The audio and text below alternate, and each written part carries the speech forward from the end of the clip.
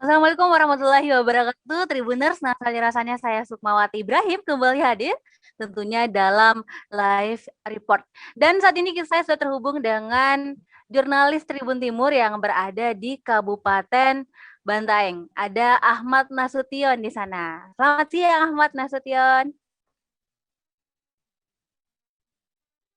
Ahmad? Ya, selamat siang. Ya. Cek, cek. Baik, Tribuner, saat ini Ahmad Nasution, jurnalis Tribun Timur yang bertugas di Kabupaten Bantaeng, akan melaporkan terkait kaburnya 2 tahanan dari Polres Bantaeng. Kira-kira kasusnya apa dan bagaimana bisa kabur dari Polres Bantaeng? Langsung saja kita dengarkan laporan on the spot dari Ahmad Nasution. Silahkan Ahmad. Terima kasih. Kali ini saya akan melaporkan terkait dua tahanan di Polres Bantaeng yang kabur. Keduanya adalah berinisial LA dan berinisial S. Jadi kedua tahanan tersebut adalah diduga melakukan tindak pidana pencurian yang dimana ada 3 laporan sehingga mereka sebelumnya ditangkap dan setelah beberapa hari dilakukan penahanan di Polres Bantaeng, kedua pelaku melarikan diri. Jadi kedua pelaku melarikan diri itu pada tanggal 10, tepatnya Sabtu subuh, ketika usai melaksanakan sholat subuh. Jadi terkait dengan kronologi pada saat kedua pelaku kabur, itu salah satu dari teman kedua pelaku itu mengajak untuk melaksanakan sholat subuh. Namun kedua pelaku yang melarikan diri itu tidak melaksanakan sholat, tetapi hanya satu orang yang melaksanakan sholat. Pada saat satu temannya melaksanakan sholat, kedua pelaku menggunakan waktu tersebut untuk mencoba melarikan diri dan pada saat itu berhasil melarikan diri melalui plafon dari ruangan sel. Namun saat itu informasi yang kami terima dari pihak Polres Bantaeng, penjagaan pada saat itu hanya dijaga oleh satu petugas saja dan diperkirakan petugas saat itu sedang kelelahan sehingga tidak bisa memantau aktivitas dari tahanan yang ada di rutan Polres Bantaeng, dan dua tahanan tersebut kabur. Mungkin sementara itu. Baik. Ahmad, itu kejadiannya berarti sekitar jam 5 subuh ya, jam 5 pagi ya, saat pelaksanaan sholat subuh. Nah, apakah ditemukan di lokasi ada alat yang digunakan untuk menjebol plafon atau seperti apa? Dan bagaimana? Mungkin bisa disampaikan? Terkait dengan hal itu, belum disampaikan apakah ada alat yang digunakan atau seperti apa kedua pelaku berhasil melarikan diri. Yang jelasnya pada saat itu kedua pelaku sesuai dengan keterangan pihak kepolisian berhasil melarikan diri melalui plafon. Namun terkait dengan alat yang digunakan itu tidak disampaikan. Demikian. Baik, Ahmad, apakah sampai saat ini belum ada informasi atau update terbaru dari kepolisian terkait di mana kedua tahanan tersebut melarikan diri? Apakah dia ke Kota Makassar mungkin atau ke mana untuk bersembunyi? Informasi yang beredar saat ini pihak kepolisian sementara melakukan pencarian terhadap kedua pelaku tersebut, kedua tahanan tersebut.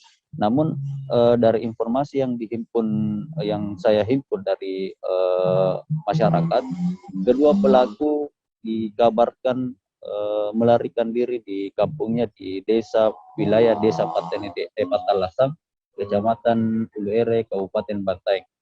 Jadi pada saat melarikan diri, kedua pelaku mengarah ke kampungnya di Desa Patalasang. Tapi apakah polisi belum bergerak sampai ke sana sampai saat ini atau seperti apa? Terkait dengan update perkembangan dari kepolisian sampai saat ini belum ada, hanya terkait dengan kronologi dari kaburnya kedua tahanan tersebut.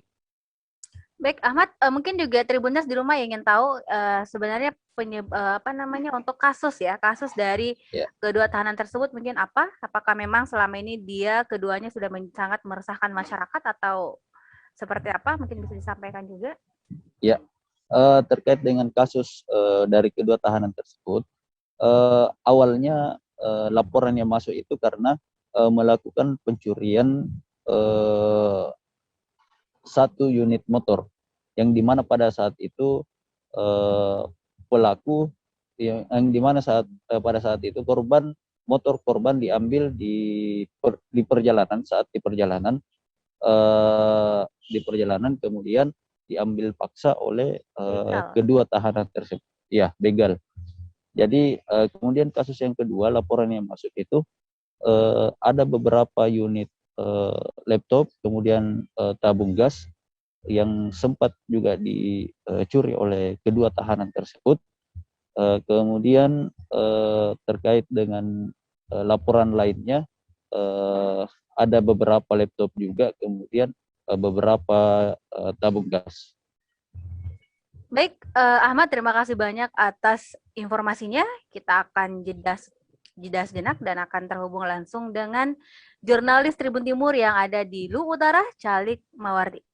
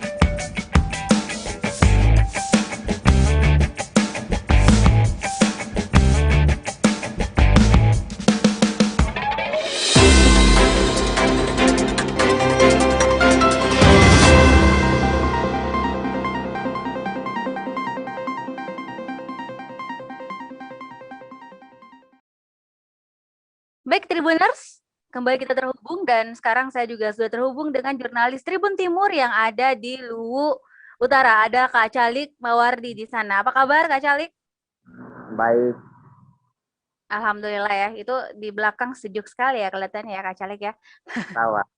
Baik, Tribuners, hari ini Kak Calik dari Luwu Utara akan melaporkan terkait pilkada serentak ya di 102 desa yang ada di Kabupaten Luwu Utara. Untuk lebih lengkapnya langsung saja Kak Calik dilaporkan. Ya, terima kasih, Mas. Pada bulan Juli tanggal 14 mendatang, 102 desa akan melangsungkan pilkades serentak di Kabupaten Luwu Utara. Saat ini persiapan pilkades sudah dilakukan. Tahapannya telah memasuki pendaftaran calon.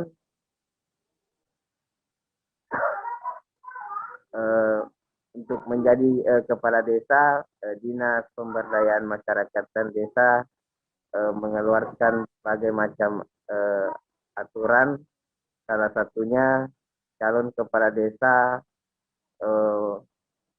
minimal berusia 25 tahun. Kemudian berijazah minimal SMA dan sebagainya. Kemudian aturan yang lain diantaranya jumlah calon kepala desa maksimal 5, kemudian minimal 2. Jadi pilkades tidak boleh hanya calon tunggal, tidak boleh melawan kotak kosong atau minimal 2 calon.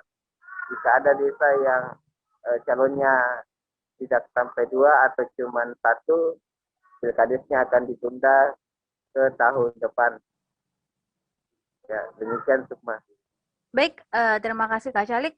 Boleh diceritakan juga bagaimana antusias masyarakat untuk mendaftar sebagai calon kepala desa? Apakah sudah mulai mereka berbondong-bondong untuk ke balai desa mungkin untuk mendaftar atau seperti apa Kak Calik? Jadi saat ini hiruk pikuk pilkades mulai terasa, masyarakat di 102 desa mulai membahasnya terkait dengan antusias masyarakat. Ada beberapa desa yang calonnya cukup banyak, melebihi daripada jumlah kota yang ditetapkan 5, ada yang sampai 8, 7, 9.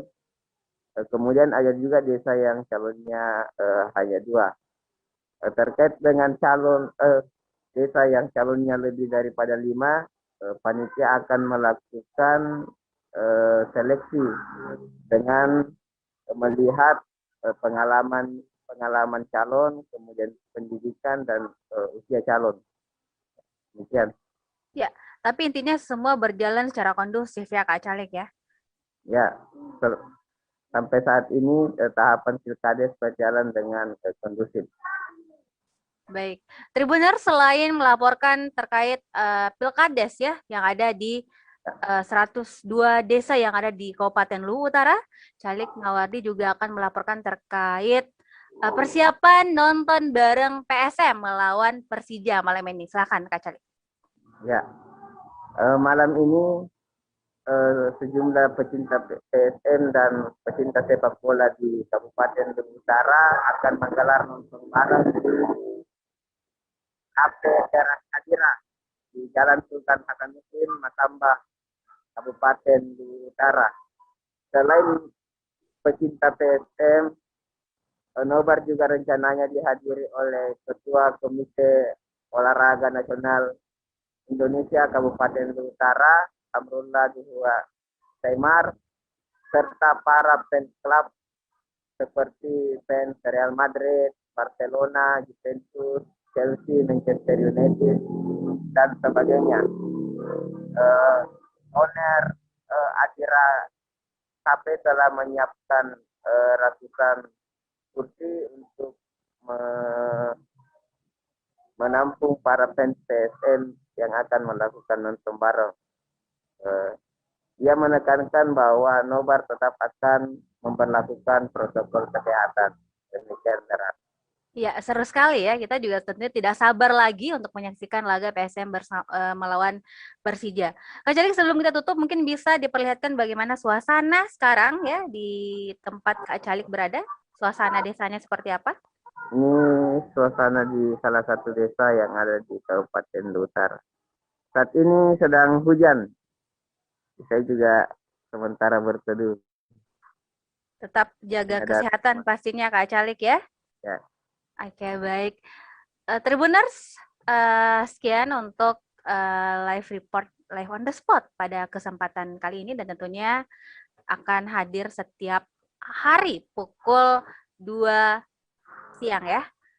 Demikian saya Sukmawati Ibrahim pamit. Wassalamualaikum warahmatullahi wabarakatuh.